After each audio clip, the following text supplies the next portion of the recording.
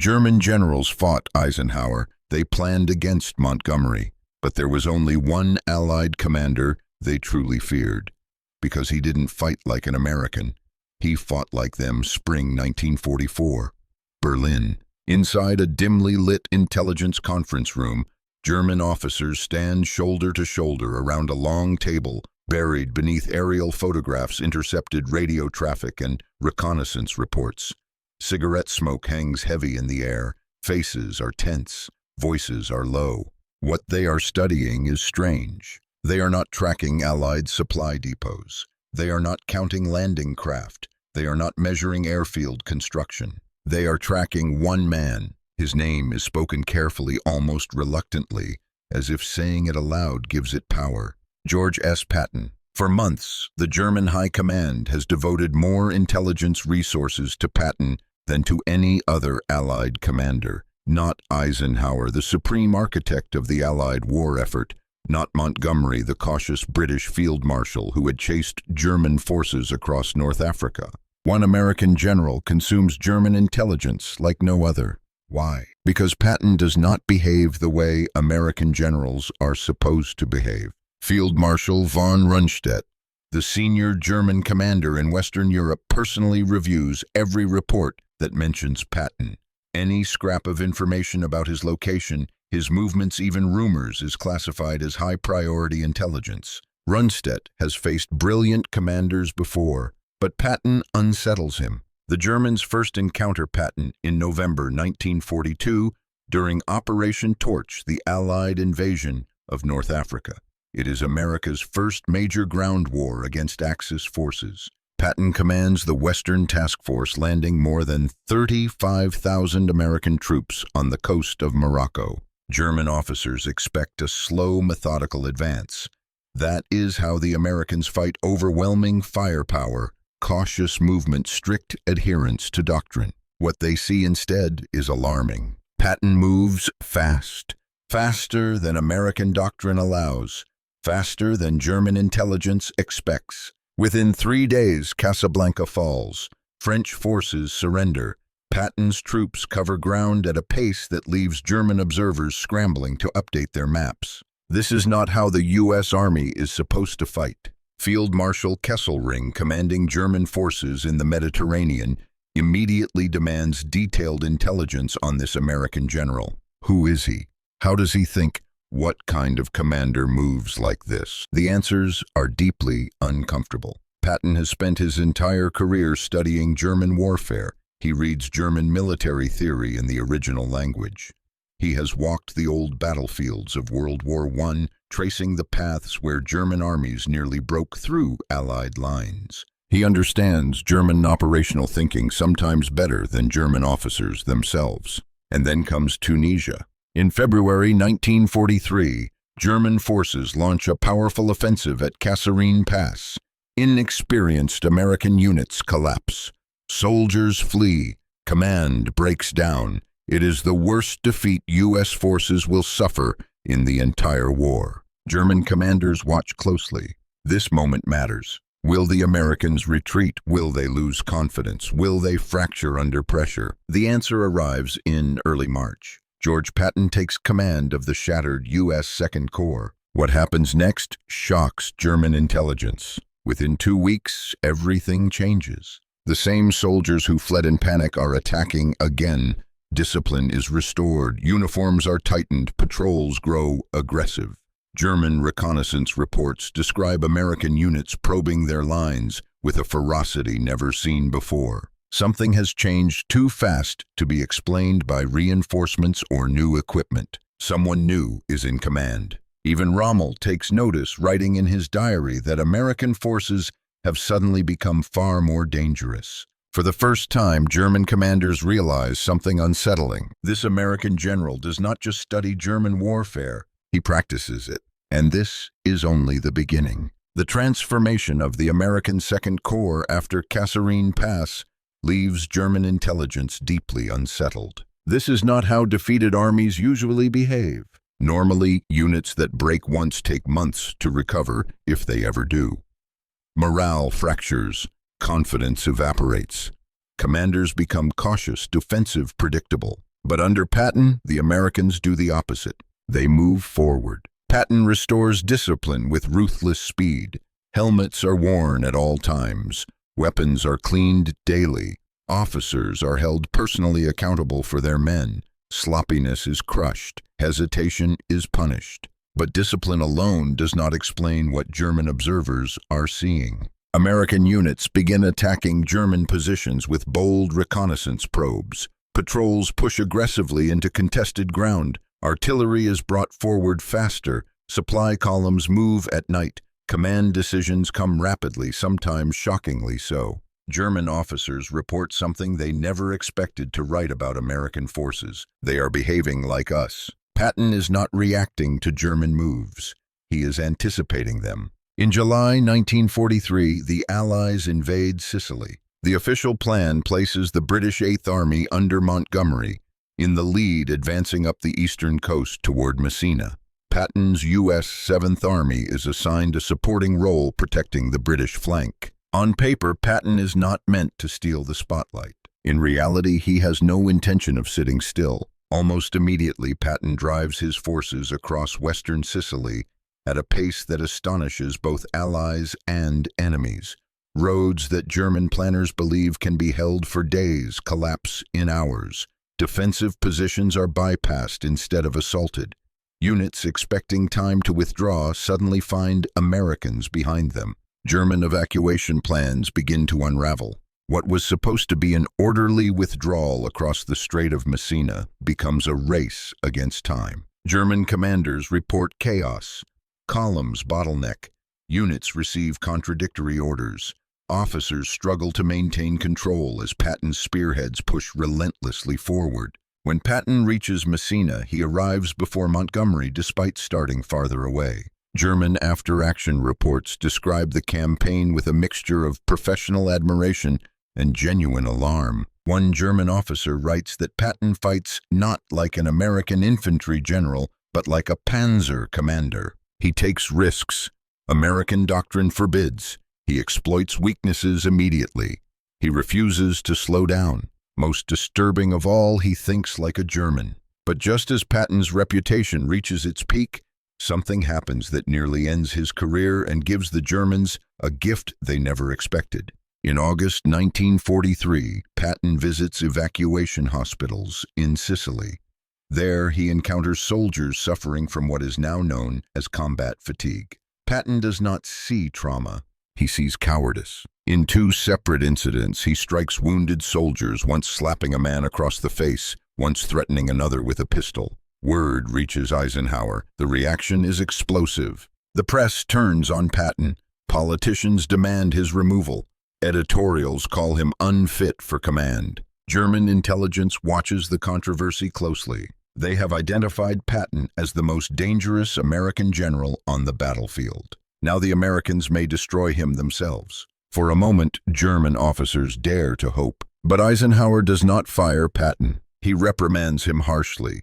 He removes him from frontline command, but he keeps him. The Germans take note of that decision with deep concern, because it means only one thing. The Americans are saving him. By early 1944, George Patton is no longer fighting. He is in England.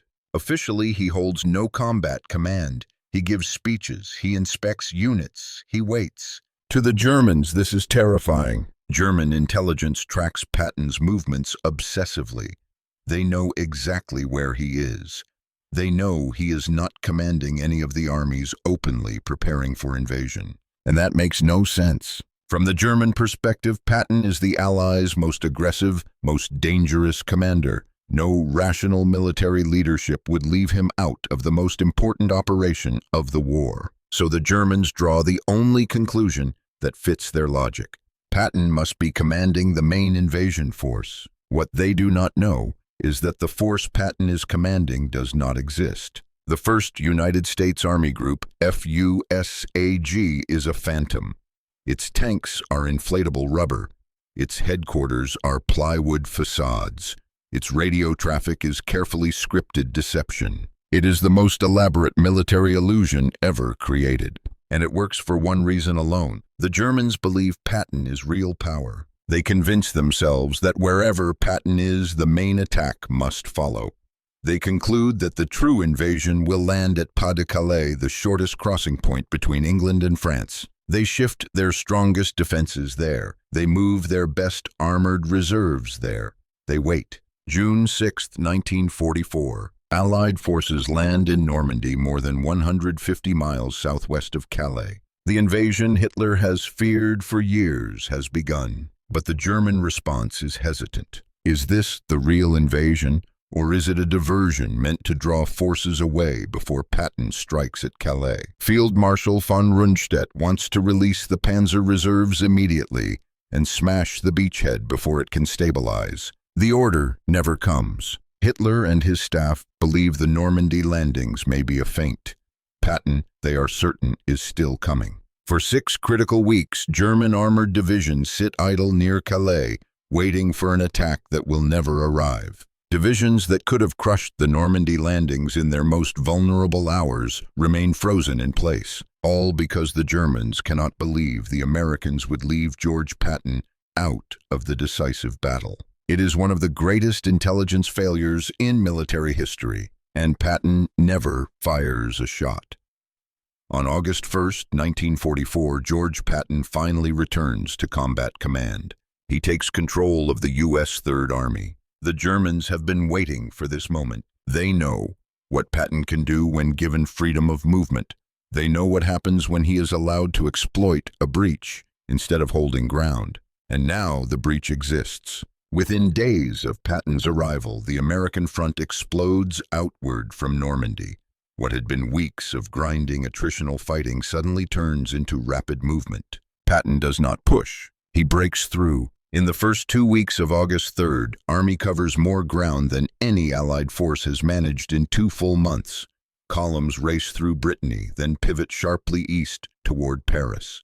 German units that have held defensive lines for weeks suddenly discover Americans behind them cutting supply routes, overrunning headquarters, severing communications. German command begins to disintegrate. Orders contradict each other. Front lines dissolve. Units lose contact with higher command. Officers no longer know where the enemy is or where their own forces are supposed to be. Field Marshal Günther von Kluge, now the senior German commander in the West, sends increasingly desperate messages to Berlin. Patton's army is everywhere. Every time German forces attempt to establish a defensive line, Patton is already past it. Every pause is punished.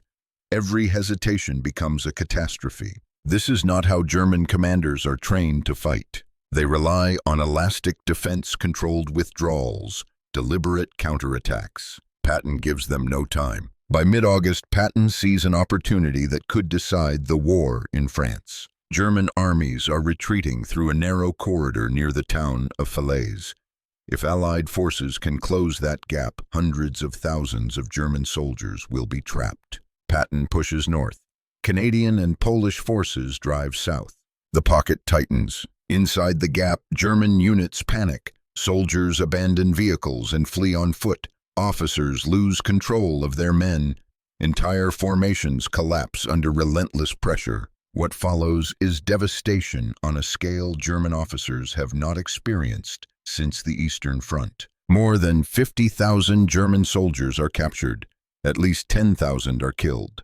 Thousands of tanks, artillery pieces, and vehicles are destroyed or abandoned. The German army in France loses the bulk of its remaining combat power. Survivors later describe the Falaise pocket as worse than Stalingrad. At least at Stalingrad, one officer says we had time to prepare. Patton gave them none. Western France is lost, and the German High Command understands something grim. This is exactly what Patton was designed to do. December 1944. Just when the Allies believe the war in Europe is nearing its end, Germany launches one final gamble. A massive offensive explodes out of the Ardennes forest, smashing into thinly held American lines. Snow blankets the roads, visibility collapses, entire divisions are caught off guard. Within days, Allied units are in retreat. At the center of the crisis, the 101st Airborne Division is surrounded at Bastogne. Supplies are running low. Ammunition is rationed. The situation is desperate. Eisenhower calls an emergency meeting. Around the table, commanders speak cautiously. Moving entire armies in winter conditions takes time. Logistics must be prepared. Roads must be cleared. Fuel must be stockpiled. Weeks, they say. Then Patton speaks. 48 hours. He says he can attack in 2 days, 3 divisions full force. The room goes quiet. Turning an army 90 degrees and launching a major offensive on a new axis in 48 hours is considered impossible. The logistics alone should take weeks. But Patton is not improvising. He is ready. Months earlier, his intelligence officer had warned that a German offensive through the Ardennes was possible, while others dismissed it. Quietly, Patton ordered contingency plans drawn up. Routes were mapped. Units were prepared. When the German attack comes, Patton does not hesitate. He makes one phone call. Within hours, the Third Army begins its pivot north. More than 250,000 men, tens of thousands of vehicles, moving across icy roads in brutal winter conditions. German commanders are stunned. They expect time, they expect delay, they expect hesitation. Instead, Patton is already striking their southern flank. On December 26th, Patton's forces break through to Bastogne. The encirclement is shattered. The German offensive, the last great gamble of the war, is stopped cold. After the battle, German generals are asked what went wrong. Many give the same answer. They did not expect Patton to move so fast. They thought they had more time. They never learned. From North Africa to France, from Sicily to the Ardennes, the Germans consistently underestimated one thing above all else: speed. After the war, Allied intelligence officers sit across from captured German generals in quiet interrogation rooms. The fighting is over. The uniforms are gone. The stakes are no longer life and death. Now the questions are simple. Which Allied commanders did you respect? Which ones did you fear? The answers are remarkably consistent. Montgomery, the Germans say, was predictable, methodical, careful. He prepared thoroughly and moved deliberately. They always knew what he would do next, and that made him easier to fight. Bradley was competent but cautious. He avoided unnecessary risks. German commanders could anticipate his movements and construct defenses accordingly. But Patton was different. When German generals speak his name, the language changes. They call him unpredictable, aggressive, dangerous. Field Marshal von Rundstedt states plainly that Patton was the Allied commander he feared most. General Fritz Bayerlein, who commanded elite panzer divisions, says Patton was the only Allied general who possessed the instincts of a German armored leader. The Germans had respected Rommel because he was bold, unconventional, and fast. In Patton, they recognized the same qualities, only amplified. Patton did not fight by the book. He did not wait for perfect conditions. He did not pause when doctrine said to halt. He made decisions faster than his enemies could react. He understood that war was not about careful balance or perfect preparation. It was about speed shock and relentless pressure. German doctrine had once been built on those principles. Blitzkrieg had conquered Europe by moving faster than opponents could respond. Patton understood that doctrine instinctively. He had studied it, internalized it, and then turned it against its creators. German commanders could predict most Allied generals. They understood Allied caution, their reliance on overwhelming firepower, their preference for secure logistics before movement. Patton ignored those rules. He attacked when doctrine advised defense. He advanced when logistics warned restraint. He accepted risks that terrified his superiors and paralyzed his enemies. The Germans never knew what Patton would do next. They only knew it would be fast. From the deserts of North Africa to the forests of the Ardennes, Patton fought the war the way German generals believed war should be fought, except he did it better. In the end, the men who had conquered Europe learned what it felt like to face a commander who thought exactly like they did. Only faster, only harder, only more ruthless. That is why they feared him, and that is why George S. Patton remains, in the words of his enemies themselves, the most dangerous Allied general of the Second World War.